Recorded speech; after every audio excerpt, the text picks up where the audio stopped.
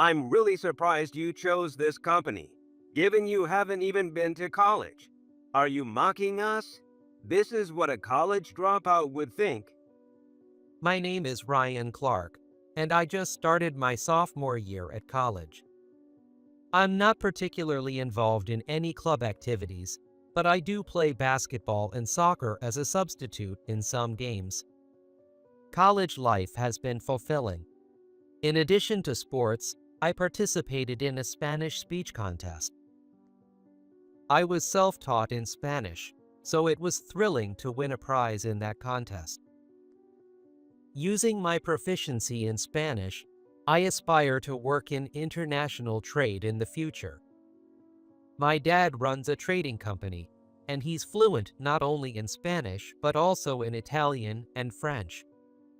I think it's truly amazing to travel to different countries and interact with various people. That's why I respect my dad, who works in such a field, and he is my role model. So, ideally, I'd like to work with my dad in the future. That's what I had been thinking. Given that my dad is the CEO, I think our family is quite well off. We go on a family vacation abroad once a year, and we have a rather large house. My mom's hobby is gardening. Now, our garden has turned into a sort of rose garden, and we've even had magazine interviews a few times. We are a family of four: my parents, me, and my sister Michelle. Michelle is a year younger and attends a different college. She loves singing and dancing, and her dream is to join an opera company. She goes to voice training and ballet classes every week, and now she's planning to take up dance lessons. This fulfilling life collapsed in an instant. It was just before the summer began. My parents were celebrating their 20th wedding anniversary and decided to go on a trip abroad by themselves. Michelle and I saw them off at the front door, never imagining it would be our last conversation as a family. A few days after they left, I received a call that there had been a tragic accident at their vacation spot. The accident was severe enough to be featured in the news. Both of my parents died in that accident. From that day on, my sisters and my life changed dramatically. The most shocking thing was learning that my dad's company was in dire financial straits. We even had to give up the house we had always lived in. There was a period when we had nowhere to live, and we had to stay at our relatives nearby. That's when I truly felt how privileged our previous life had been. After suddenly losing our parents and dealing with inheritance disputes that led to conflicts with our relatives, I was both physically and mentally exhausted. None of the relatives seemed willing to take us in, so I made a decision. I decided to find a place where at least Michelle could live without hardship. Soon after, I met an elderly couple who agreed to take her in. They had known my dad for a long time and had heard a lot about us siblings. The couple, who enjoyed ballroom dancing, took a liking to Michelle, who loved to dance. Until just before she moved in with them, Michelle was concerned about me. Are you sure you'll be okay alone, Ryan? Yeah, I'll be fine. I can manage on my own. Take care. I tried to smile like a big brother should for the last time. Watching her walk away, I truly felt alone. Since then, I've been listless, spending my days just lying in bed. I haven't stepped out of the new apartment I rented. I was recognized for my excellent grades at school, and I was about to start the process to become a scholarship student, which would cover my tuition. What was I going to do at school now? With my parents gone, my desire to work in international trade had faded. I just couldn't muster the energy to be active like before. After receiving several concerned calls, I decided to inform my teacher that I intended to drop out. The teacher said, "Why don't you take a leave of absence and come back when you're ready?" But that kind of kindness felt burdensome to me at the moment. Ryan, are you there? It was right after I dropped out of college. My uncle came to visit me at the apartment I was living in. He runs a factory with his wife, and they had let my sister and me stay with them until recently. "Thank you for everything," I said, expressing my gratitude for giving us a place to live. We help each other out in tough times. I heard from your school teacher, though. Is it true you want to drop out? Yes, after thinking it over, I feel it's pointless to go to school without a clear goal. How about working at our factory then? It's not much pay, but it's better than doing nothing. My uncle suggested it to me. "Thank you. Please let me work for you," I replied, deciding to try something new and work at my uncle's factory. "Dad and Mom, I'm home," I would say to my parents' photos when I returned home. This has become my routine. In front of the photos was my dad's wristwatch, a keepsake. It's been 10 years since I started working for my uncle. The pay hasn't increased much, but having a job is something I'm grateful for, considering I dropped out of college. My weekdays are spent traveling between home and the factory, and on Fridays, it has become routine to stop by the grocery store on my way home from work. I placed the baked sweets I bought in front of my parents' photos. Sweet treats were all I could afford for my parents, who loved sweets. I can't spend much on food expenses. That's my reality. After finishing my shower and dinner, I spend the time before bed playing online games on my computer. I can play games because my uncle gave me this computer. It's an older model, but I'm happy it can still run games. Online gaming connects me not just with America, but with the whole world. And since it's a game, we don't know each other's faces. That's why I can talk freely. These days, the only casual conversations I have with people my age happen in these online games.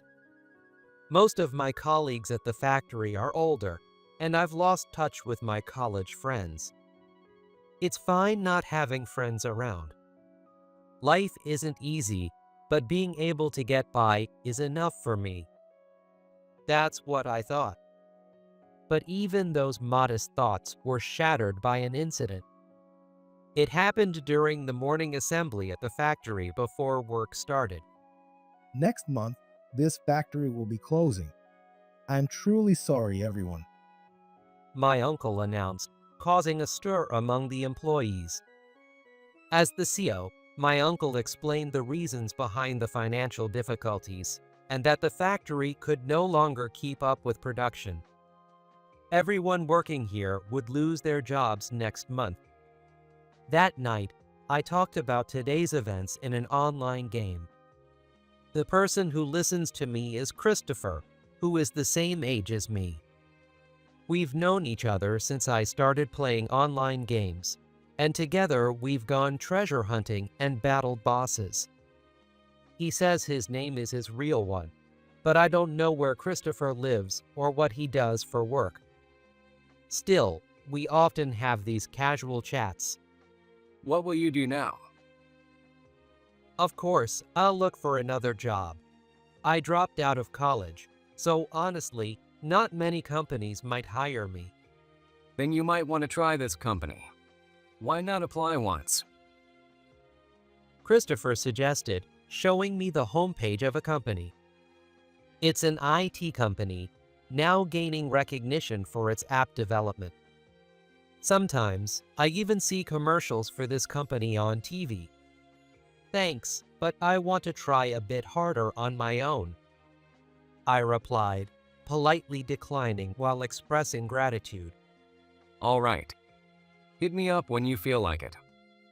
I told him that job hunting might keep me busy, so I might not be able to play online games for a while.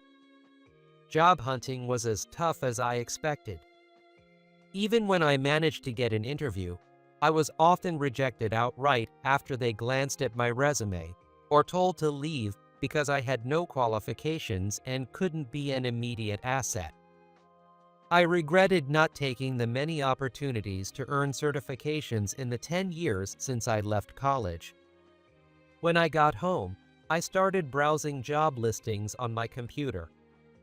If I found a job that seemed like a good fit, I applied even if the workplace was a bit far from here. After browsing through the job listings, I noticed a message from Christopher. He was suggesting I apply for a job at the company he had mentioned the other day. The second invitation made me waver.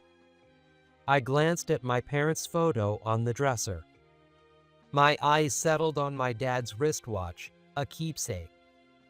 Ryan, the important thing is to never give up and keep moving forward. My dad's words echoed in my memory. That's because when I was little, I cried in frustration because I couldn't do cartwheels. But I practiced so many times. I still can't do it. As I cried hard, he gently patted my head. When that happens, try asking someone for help. You're a hard worker, Ryan, and you'll get it right away if someone teaches you. Really? Sure. He said confidently, which made me laugh despite my tears. Then, Dad, teach me how to do cartwheel. My dad nodded deeply to my request. With just one piece of advice, I was able to do the cartwheel effortlessly. When I succeeded, my dad praised me a lot. "Thanks, Dad." I murmured to the photo of my parents. It felt like I had received a hint from those nostalgic memories. That night, I researched the company Christopher recommended until late. It was located in a prime urban area, and I took a high-speed elevator to the floor where the interview was to take place. I was nervous but excited to see how far I could go with the interviewer. When I gave my name at the reception, a woman came from the back door. Ryan Clark, right? Please come in. I was led to a lounge and told to sit and wait. As the woman left, a man entered. It seemed he was the interviewer. His cheeks were gaunt, and his eyes were sharp and narrow. He had a meticulous or perhaps a bit neurotic aura. Well, you are Ryan, right? He sat carelessly on the sofa, crossing his legs and looking over the resume I had sent ahead. I felt something off about his demeanor, but I stood up to introduce myself. "Yes, I'm Ryan Clark. Thank you for taking the time." We don't need that. It's a waste of time. Let's get started quickly. Sit down. Every minute is precious. I was cut off mid-thanks for the interview opportunity. He must be strict with time, I thought, and waited for him to speak. Come to think of it, I didn't ask for the interviewer's name. I realized the interview had started without knowing his name. Hey, this isn't a mistake, right? You left this prestigious college in your sophomore year? Just as you said, I left in the middle of my sophomore year. The interviewer's eyebrows twitched at my reply. I see. Well then, there's nothing to talk about with you. My resume was roughly placed on the table in front of me. I really wonder why you chose this company. He said, a question I've been asked many times during this job search.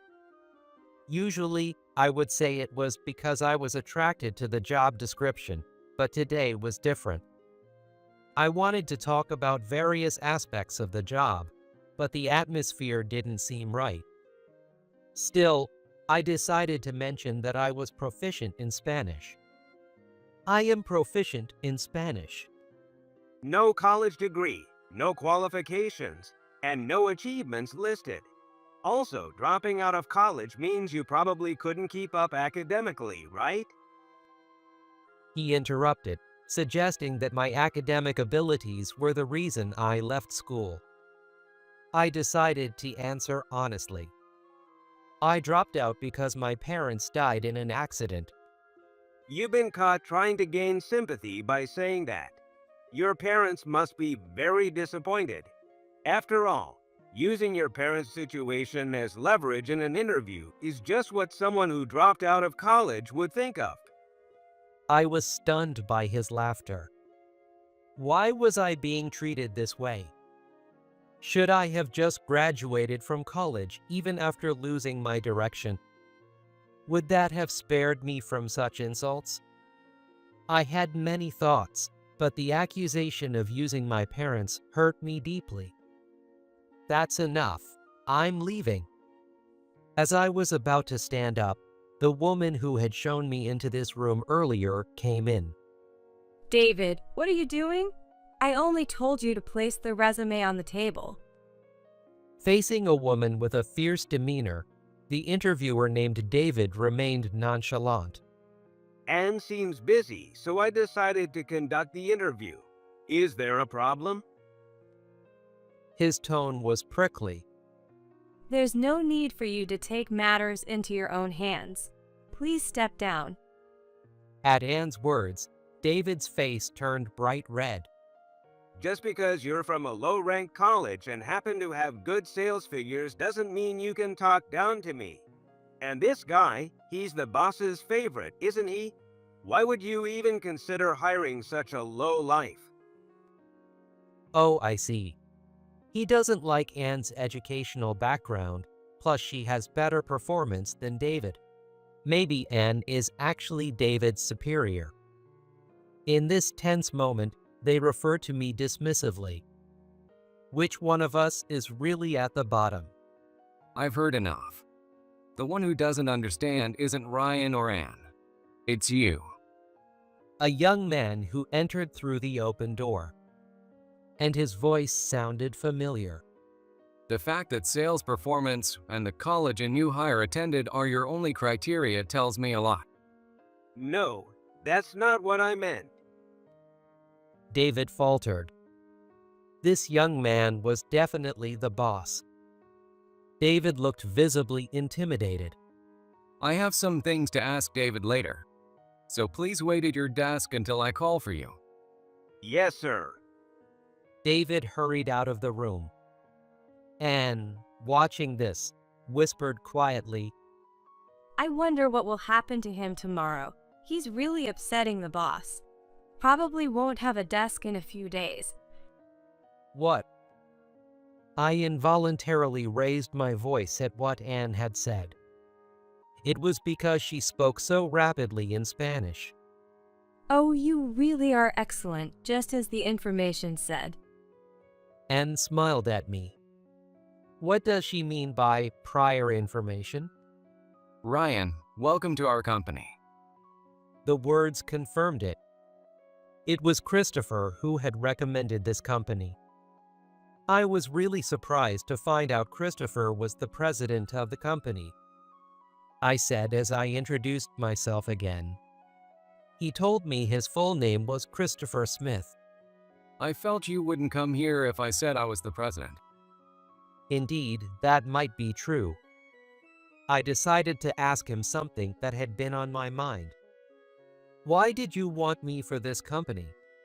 I knew you were very good at Spanish from our online gaming days. But Ryan, your ability to communicate in Spanish is really impressive. After the Diego incident, I felt those were the skills we needed in this company. Diego is a mutual friend of Christopher and me from our online gaming days. He is Spanish and has always talked about wanting to come to America. He did make it to America, but during his trip, he got lost. It was a place I frequented during my college days, so I had a good idea where Diego might have gotten lost. I had Diego join a voice chat, and I guided him safely to his destination. I remember Christopher being part of that chat. That was just because I knew the way. Maybe so, but being able to explain so precisely was impressive, and I thought I'd like to poach Ryan if possible. I blushed at his words. You seemed okay recently, but up until a short while ago, you seemed to have lost your way and lacked confidence. But I always believed you would bounce back. His words strangely resonated with me. Christopher then took glasses out of his breast pocket and pushed back his hair. People say I look quite different now, so many don't recognize me. Is that so? It was Christopher. Sorry, I didn't recognize you. He was a classmate from my sophomore year of college, likely a member of the basketball team. Christopher had an androgynous face and used glasses to cover up back then. Despite his intentions, he was often mistaken for a girl. I thought he didn't need the glasses at all, but it seemed he was quite self-conscious about it. I get that a lot, so it's fine. But I'm really happy to be able to talk with Ryan like this. Thanks for saying that. I really feel bad because I ran away from school and quit without talking to anyone. Thinking back on my college days was painful, yet now they seemed nostalgic. It felt like I had overcome something. The class really missed you and was reflecting on it. Reflecting? Why? I asked, puzzled by his words. Because we only knew the cheerful Ryan. Seeing you so down was unsettling. We didn't know how to approach you, and before we knew it, you had quit. I hadn't realized the class felt that way. My throat tightened and my eyes grew warm. That's why I wanted to be there for you next time, and I was sure Ryan would regain his original cheerfulness. Thank you for thinking that way. Anne silently offered me a tissue box from the side. Oh, may I have one? I said as tears almost spilled over, and I wiped them with it. Then I straightened up, looked at Christopher. Christopher, please let me work at this company. Of course. I'm looking forward to it. And so, my employment at my former classmate Christopher's company was decided. Today is just the first day, so let's wrap up with just an orientation. That was Anne speaking. She explains about the company while we walk through the office corridors. Despite wearing heels almost as high as stilettos, her pace was incredibly fast. I wondered if I was the only one who thought that was impressive. Anne will be my mentor for a while. I'm set to be rigorously trained for the next month. Come in here. There's someone I want you to meet. I wondered who it could be. It was my first day at work, and I was quite nervous. As I entered the room, a woman with long hair stood there, looking somewhat downcast, and dressed not in a business suit, but in a dress, which made me curious about who she might be. Oh my God, Big Brother. Hearing those words, I was taken aback. Only one person calls me that. Surprised yet touched, my sister Michelle suddenly hugged me, and I gently stroked her head. I'm sorry for not contacting you until now. It was a decision made after discussing with the elderly couple who had taken her in.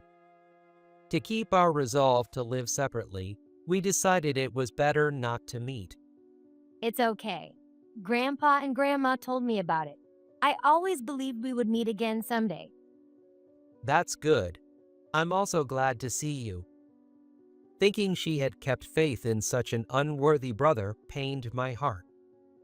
I should visit the elderly couple who took in Michelle soon to express my thanks. Seeing her all grown up filled me with gratitude. After our parents passed away, I knew your heart was shattered, and I'm sorry I couldn't do anything. I really could only watch. I felt embarrassed that she knew how broken I had been. Anne, who was standing next to us, caught my eye as Michelle hugged me tighter. See, your brother is getting flustered. Anne said with a chuckle. Michelle quickly stepped back. You know each other? Yes, we went to the same university. I've always heard about you from her. Almost enough to grow tired of it. My sister is 1 year younger than me. That means Anne is also younger than me. What exactly has Michelle been telling Anne? Anne's warm gaze made the situation slightly uncomfortable. Well, I only say things that would put you in a positive light. Like how confident he is that he wouldn't lose to anyone in a Spanish argument. I may have said that, but don't tell others. It's incredibly embarrassing. Of all people, it had to be Anne, my colleague at the company, who found out. If only I could hide in a hole. Indeed, your Spanish is excellent, just as we had heard beforehand. Anne continued, recalling the interview. That rapid Spanish was a test, wasn't it? That's right. Not many Americans could follow that pace. It seems Anne would also be a formidable opponent in a Spanish argument. I'll go talk to Christopher and report that I met my brother, then I'll head back. See you later, Ryan. Michelle said with a smile, waving as she left the room. Anne didn't say anything, but it seems she and Christopher are seeing each other. The elderly couple's house where Michelle had been taken in is quite far from here. I had thought it was a long-distance relationship, but since the elderly couple moved into a nursing home, she has returned to the city. Next, I was shown to my desk. I greeted everyone around, noticing that David, who had posed as the interviewer, was nowhere to be seen. Later, Anne told me that David had been fired shortly after. So, the seat I was now occupying was, in fact, David's former seat. Lately, I've been hanging out a lot with Christopher, Michelle, and Anne. We had been busy with a major project, so today we came to the amusement park for some relaxation. Since the roller coaster seats two, it was Christopher and Michelle, and me and Anne. Anne, please watch your step, I said as I got into the ride first, offering my hand to help her sit comfortably. For a moment, Anne seemed reluctant, but then she took my hand and sat down. From now on, you don't need polite language when we are just the two of us, she said, then quickly turned her face away. I wondered if her ears turning red was just my imagination. It looks like I will be able to enjoy fulfilling days, not just at work, but in my private life as well.